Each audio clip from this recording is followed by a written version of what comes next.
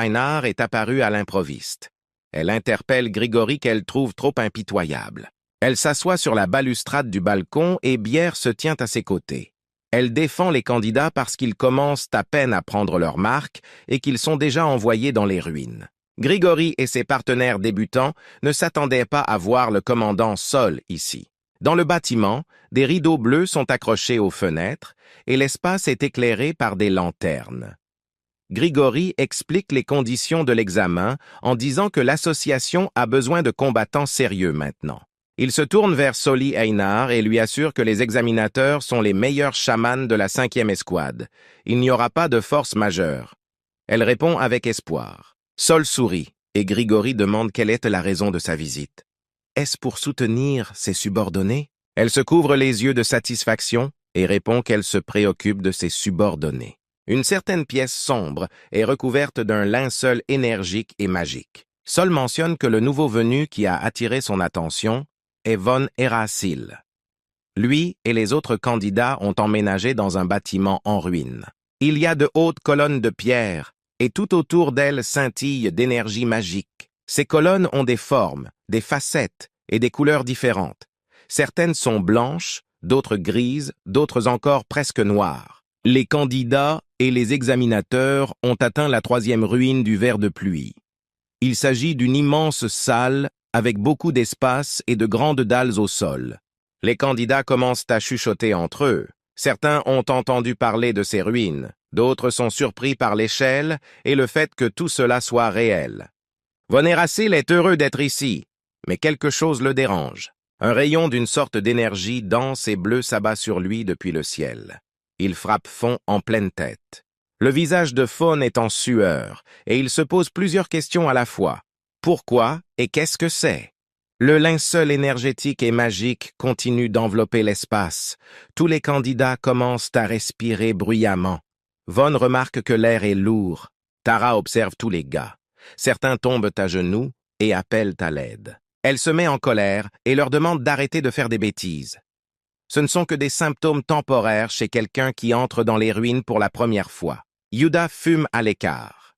Tara lui dit qu'il y a des esprits dans l'air et qu'ils sont beaucoup plus forts ici, ce qui explique les réactions étranges des corps des élèves. Elle informe tout le monde que cet endroit n'est que le premier niveau et qu'il est donc encore facile d'y travailler. Les candidats sont choqués. Ils espèrent que c'est une blague. Tara recommande à chacun de remettre son corps en ordre immédiatement. L'examen a déjà commencé et elle pointe du doigt le couloir derrière elle. C'est la route à suivre. La jeune fille encapuchonnée regarde les autres avec méfiance. Puis elle se lève brusquement de son siège et se met à courir. Elle passe devant Tara et se dirige vers le couloir à suivre.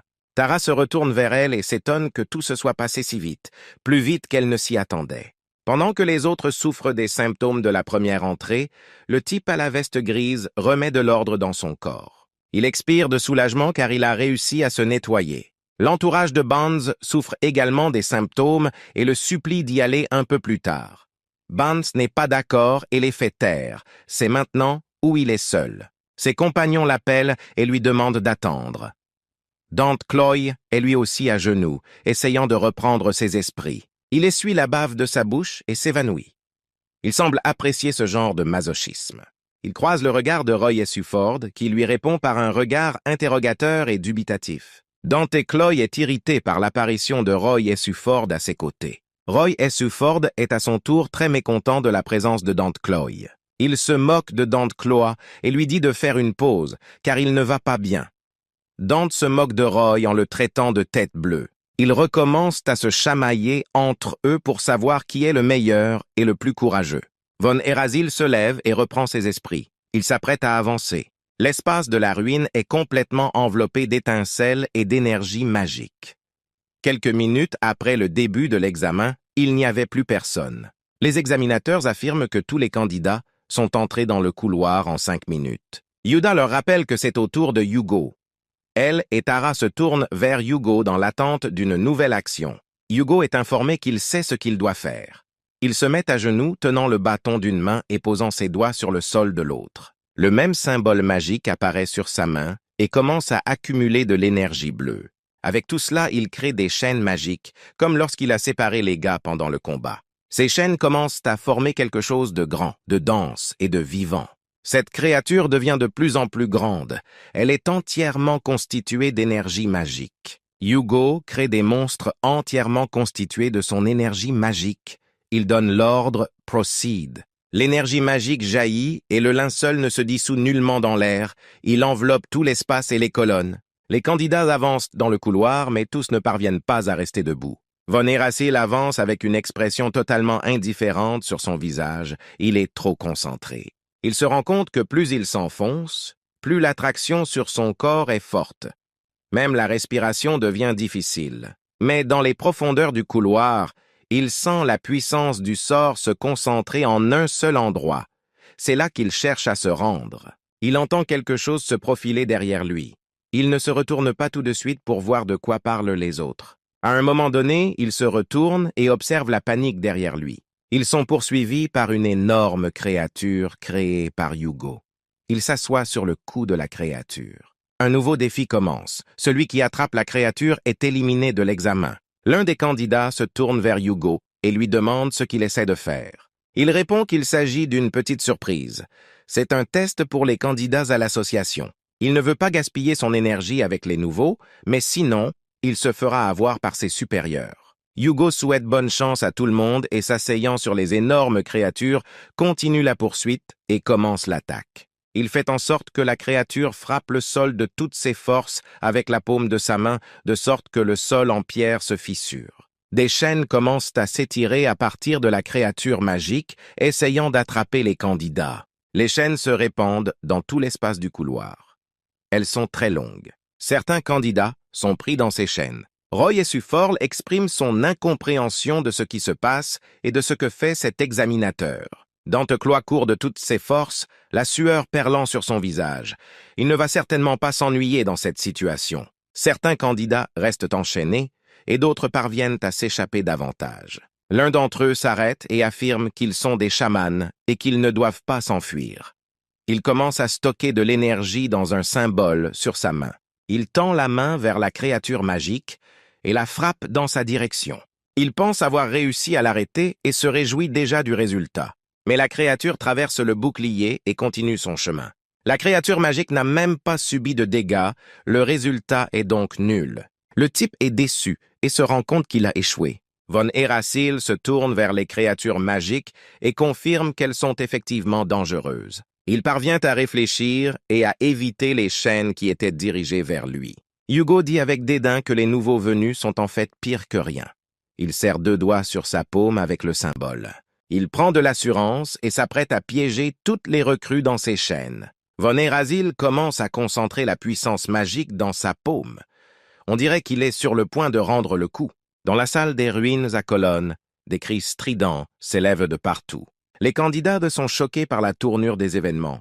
Ils sont surpris par la façon dont l'examen est organisé. Yugo saisit fermement le bâton d'une main et enroule de l'autre tous ses index et majeurs sauf 2.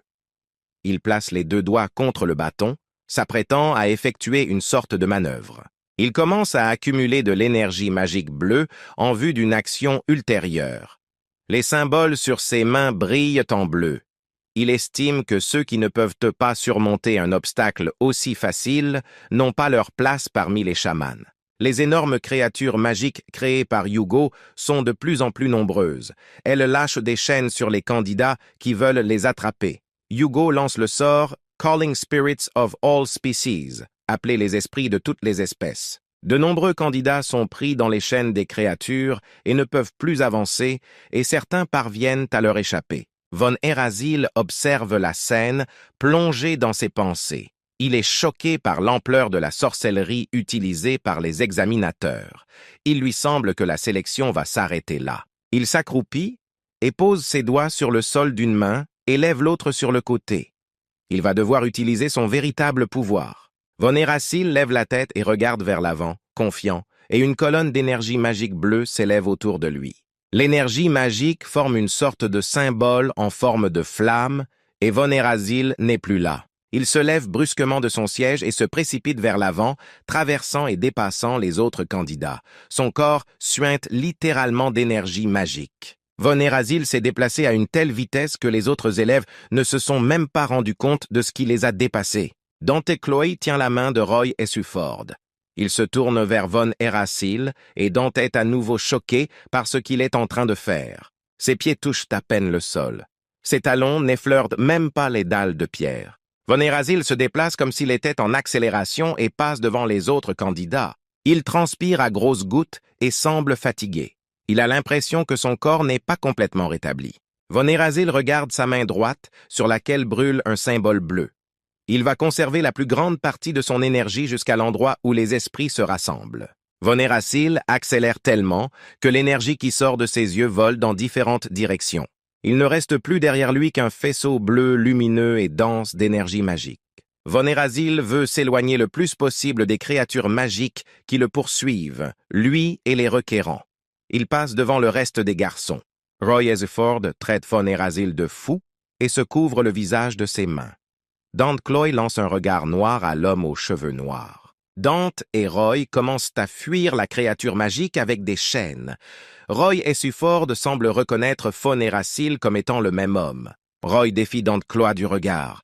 Son visage semble confiant et agressif. Dante répond avec le même regard au défi de Roy Essuford. Dante Chloe tend le bras vers les créatures magiques et les chaînes, et Roy Essuford crée un bouclier qu'il brandit en croisant les bras. Roy dit qu'il ne tombera pas dans le piège de Dante une deuxième fois. Dante Chloe a l'air inquiet. Il regarde Roy avec inquiétude. Dante porte son attention sur les créatures magiques et se rend compte que les choses sont plus faciles maintenant qu'elles ne l'étaient à l'époque. Dante Chloe a de la sueur sur le visage et n'arrive pas à croire ce qui se passe. Il se rend compte que Hugo n'utilise pas toute la puissance de son sort et des guerriers magiques. Hugo observe avec attention et intérêt les candidats qui tentent de faire face à son sort. Hugo se frotte le menton avec la main. Il est content que les choses ne soient pas si terribles. Après tout, il y a quelques enfants compétents dans cette sélection. La bande de Banza panique en essayant de fuir les créatures magiques et crie en demandant combien de temps ils vont encore les poursuivre. Une fille aux cheveux roses court, qui mâche et souffle du chewing-gum, donne un léger coup de pied dans les chaînes que les créatures sont en train de dérouler. Un homme avec une cicatrice sur la joue et portant une veste gris foncé expire et tente de s'enfuir des chaînes. De nombreux participants sont assis, retenus par les chaînes. Ils ont la tête baissée et ne peuvent pas bouger. Hugo prétend que la plupart des élèves ont échoué à cette étape parce que les créatures magiques les ont attrapés. Il en a assez. L'un des candidats attrapés s'approche de Hugo en affirmant qu'il n'a pas été prévenu de cette farce. Hugo n'est pas prêt à accepter un tel résultat. Hugo regarde le gars outragé avec mépris et marmonne pour lui-même, parce qu'il a une trop haute opinion de lui-même. Hugo lui assure qu'il y aura toujours des idiots comme lui qui se prennent trop la tête. Le type enchaîné regarde Hugo d'un air interrogateur. La pointe acérée du bâton frappe le sol, le fait craquer et brise les pierres. Hugo s'énerve et se tourne vers le faux type qui n'a pas pu résister à un simple sort. Ce dernier est choqué et n'a rien à répondre. Il transpire d'embarras et regarde Hugo avec un sourire. Les examinateurs ont prévenu qu'ils ne voulaient que des personnes déjà capables de s'impliquer dans l'association. Hugo est tellement en colère que les veines de son visage se gonflent et que ses yeux brûlent d'un bleu encore plus vif. Si ce type avait participé à une vraie bataille, il aurait déjà été démembré. L'indigné ne peut rester assis face à une telle pression et tombe légèrement en arrière, grognant de dépit. Les autres élèves enchaînés écoutent également Hugo, qui dit que peu importe qui vous êtes et ce que vous savez, il y en a beaucoup ici. Quelqu'un court de toutes ses forces vers l'avant, touchant à peine du pied le sol en pierre des ruines. Seuls les meilleurs survivent. Von Erasil court à une telle vitesse qu'il rebondit même sur le sol. Von Erasil débouche sur une autre salle immense avec des colonnes dans les ruines. Un filet de sang commence à couler du nez de Von Erasil. Il l'essuie doucement avec son doigt et espère avoir mis suffisamment de distance entre lui et les autres. Tant qu'il se sent bien, il doit se dépêcher. Von Erasil regarde droit devant lui à la recherche de quelque chose. Devant lui se trouve un couloir sombre, au bout duquel se trouve un passage d'un bleu éclatant. Il est tout proche. Von Erasil se dirige vers le passage, qui se rapproche de plus en plus. Il a presque atteint son but, et le portail bleu vif est juste devant lui. Von Erasil traverse le passage avec stupeur et intérêt. Il est surpris par quelque chose et ses yeux s'écarquillent. Il fixe un point unique devant lui. Von Erasil entre dans une immense salle qui semble avoir plusieurs étages de balcons. Au centre de la zone circulaire se trouvent des colonnes avec des symboles bleus. Von Erasil expire de fatigue et pense qu'il s'agit du premier hôtel dont les examinateurs ont parlé. Il est d'humeur confiante et s'apprête à passer à l'étape suivante. Von Erasil traverse les ruines. Le garçon étudie son environnement. Il est méfiant et peut être prêt à agir en fonction de la situation dans laquelle il se trouve. Von Erasil est dans un moment de tension, explorant quelque chose d'intéressant et se préparant à accomplir une action. Il étudie l'atmosphère de la pièce et remarque que l'air est différent et que l'aura est plus calme. Von Erasil avance à petits pas, manifestement vers le premier hôtel.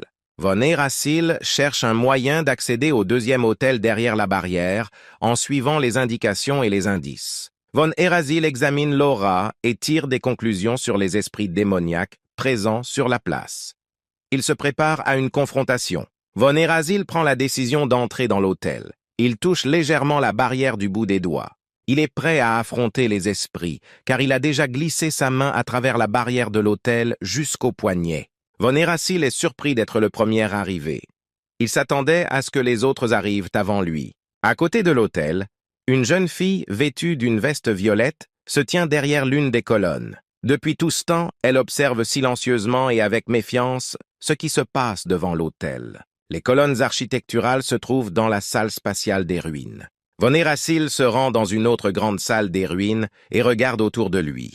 Il est surpris de constater qu'il est allé assez loin et que les esprits démoniaques promis ne se trouvent pas ici. La salle à colonnes des ruines est plongée dans l'obscurité. Von Erasil sent le souffle de quelqu'un. Il se doute que quelqu'un l'observe en ce moment et, derrière lui, un monstre aux longues griffes et à la bouche énorme surgit de nulle part. Le monstre s'élance vers le gars, la gueule ouverte. Des boules et des rayons d'énergie magique volent dans sa bouche. Von Erasil, l'air indifférent, repousse le monstre d'un puissant jet d'énergie magique. Sous l'impact, le monstre tombe sur le sol en pierre des ruines. Von Erasil est surpris, mais ne le montre pas. Le monstre émet une vapeur de l'énergie magique de Von Erasil. Il se demande s'il ne s'agit pas d'un esprit démoniaque. Suite à la pollution et à la mort des esprits de la forêt, des esprits démoniaques existent dans les ruines. Ils ont leur propre emblème bordeaux et violet qui indique leur espèce. Von Erasil regarde le monstre vaincu et se demande s'il est mort. Ils sont si frêles, probablement à cause du faible niveau des ruines. Son attention est attirée par deux autres monstres qui sont apparus devant lui. Finalement, il y a d'autres monstres. Ils ne font qu'apparaître. Von Erasil affirme que rien n'est facile. Yuda allume une cigarette et n'est pas sûr de faire ce qu'il faut. Il ne peut pas être d'accord avec ses supérieurs. Tara l'écoute attentivement et il dit que les candidats ne sont que de simples candidats et qu'ils utilisent des artefacts coûteux contre eux.